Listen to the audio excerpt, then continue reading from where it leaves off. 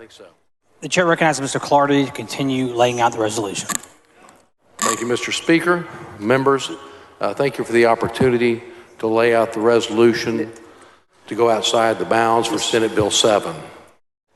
Senate Bill 7 is a comprehensive election bill that is a result of reconciling two significantly different bills the House and Senate brought to conference.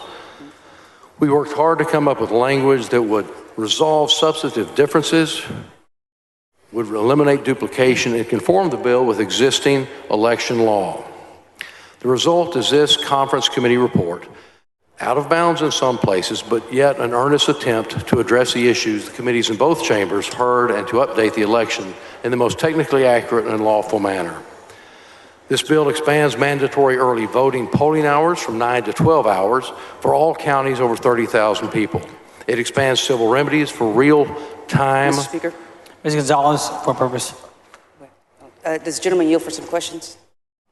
Not at this time, Mr. Speaker. I'd like to finish the layout of the resolution to go out of bounds, but thank you. Not at this time. It expands civil remedies for real-time election enforcement. It provides for poll watchers' rights and regulations, creates stronger penalties for vote harvesters, and ensures registrars and clerks will maintain accurate and current voter rolls, something that we all want to see. We've provided updated election security with forms to track and cover chain of custody of ballots and cameras in the central counting station, in the early voting ballot board, and the signature verification rooms in all of our largest counties. We are also asking our election officials to reconcile the number of voters and votes in writing at the close of tabulation. We also ask the Secretary of State in this bill to create forms to help our election judges know what they need to fill out when they close the polls by giving them a checklist to ensure fairness, avoid uncertainty, and make sure all votes are cast timely.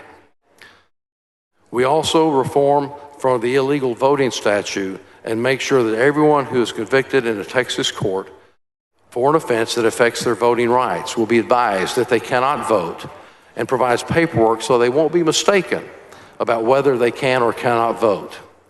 In short, this bill makes it easier for Texas to vote, but for those determined to break the law, make it harder to cheat. Mr. Speaker. I would like at this time to go over some of the specific sections for which we found it necessary to go out of bounds. Looking at section 2.04 of the bill, adding 31.006 to the code, we required the Secretary of State, after receiving or discovering information indicating that criminal conduct in connection with an election has occurred, to refer that information to the Attorney General. Previously, the law required the same thing, but only when an official complaint from the member of the public was filed with the SOS. Now the Secretary of State, when in the course of its duties comes across information that might indicate criminal conduct, can take that action independently. Those complaints go to the Office of the Attorney General, so as long as the Secretary of State has reasonable cause to suspect that criminal conduct has occurred. This standard has not changed. Moving forward to section 2.05 of the bill, concerning the enforcement of voter roll maintenance, it says that the Secretary of State shall monitor each county's list of registered voters to ensure that no county has a number of registered voters in the county equal to or greater than the number of people eligible to register to vote in that county. If the Secretary of State determines that a county has a number of registered voters equal to or greater than that number, the Secretary of State shall notify the voter registrar in writing. Then the actions of the Secretary of State are very clear. First, the voter registrar has the opportunity to explain or provide a remediation plan once they're notified of a violation of this measure. It's a measurable, quantifiable standard, and upon that, there's an opportunity to cure. That seems very reasonable. Following that, and failing to take corrective action, it requires that the training, as developed by our Secretary of State, be implemented, and that the county who has failed to meet this standard be required to take. Then finally, if that is not corrected, then the Secretary of State can withhold funding to that county and assess other similar penalties. Moving back, if we look at section 3.05 of the bill, This amends the election code to include spoiled ballots from a direct recording electronic voting machine and include it on the list of spoiled ballots tracked by election officials. The reason this is considered to be out of bounds in conference, we added that the Secretary of State needed to prepare the forms in an appropriate manner so that we could track that listing of canceled ballots. It does not substantially change the purpose of this section. It just makes it clear that the Secretary of State is going to be responsible to promulgate these forms. Next, in Section 3.07 of the bill, we created a provision of the election code that orders the Secretary of State to create a checklist or guidelines for election judges to help them when they close the polls. Conversations with our conferees were clear that we needed guidance from the Secretary of State related to the closing of the polls, that those people who showed up to vote towards the ending of the deadline of Ms. the time Gonzalez, to for vote. purpose. Will the gentleman yield before time runs out so I can ask a few questions on the resolution? Not at this time. I thank you for your question, but no, it's important that I move through these amendments. There were significant portions that we went out of bounds. I feel obligated to the membership and to the body to explain these, but thank you, but not at this time. So I would like the opportunity to ask questions because there are significant changes. I think there's 22 substantive additions, and so I think that it's important that the body hear that debate back and forth. And so I would like the opportunity before time runs out to be able to ask my questions.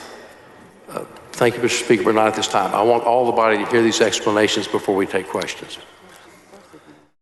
Not at this time, Ms. Gonzalez. Thank you, Mr. Speaker. So moving forward to Section 3.07 of the bill, we create a provision within the election code that orders the Secretary of State to create a checklist or guidelines for election judges. In these conversations, it became clear we needed this to address these issues, as I said a moment ago, about the closing of the polls, that we protect the chain of custody of the ballots, but we allow those people who show up who may not have voted at that exact moment in time to be able to vote, and we ask the Secretary of State to provide those forms that would be necessary to do that. Next, in Section 3.10, this was not in SB 7 from the Senate. What we did here is that the bill eliminates tying polling times to the hours that a county clerk's office is open. But it mandates the hours between 6 a.m. and 9 p.m. with a minimum of 12 hours voting. So instead of a 7 to 7, we allow 6 to 9 additional hours for voting. In Section 4.06 of the bill, we add provisions. It's not new, it's a resolution, but it tweaks language that was in both bills. There's reconciliation of who can apply for the relief, but also the Senate version included, this concerns poll watchers and the authority who appointed them, and the House version included only the watcher. It became clear in conversations with conferees that both sides intended for the watcher and the authority who appointed them to be able to seek relief, so we incorporated that into our final revisions. Also, there's a reconciliation of the type of relief requested. The Senate version included only injunctions. The House version included injunctions and writs under the election code. So in this reconciliation, we included both the injunctions and the writs. Moving forward next to Section 4.16, again, this is not new. It's a reconciliation of House and Senate positions. The Senate version provision required an automatic recount of the number of votes cast when that exceeds the number of voters in a precinct. House did not have that provision. The issue that arose is when we looked at it is that we would have triggered recounts repeatedly over how we process military overseas ballots, which was not the intent. This cures that. We made inquiries with the Secretary of State's office. We're told that we could not currently create a new precinct for those overseas ballots.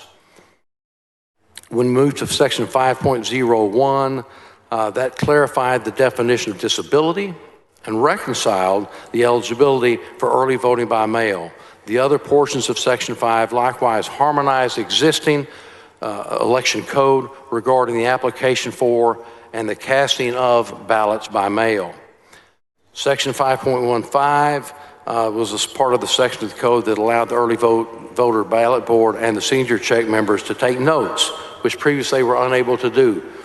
This will allow them to take notes as they compare signatures from the early ballot, from those who have voted early by mail, and compare those to the information available to see if they conform, and it appears that that ballot should be counted because it was signed by the same person.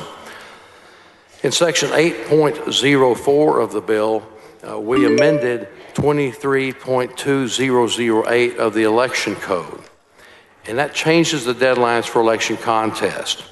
This was an important change we made to the law. It changes the deadlines by which a contestant can file their challenge. A contestant has 5 more days if they're challenging a primary. Gentleman's time's expired. The gentleman will be back to close on the bill for questions.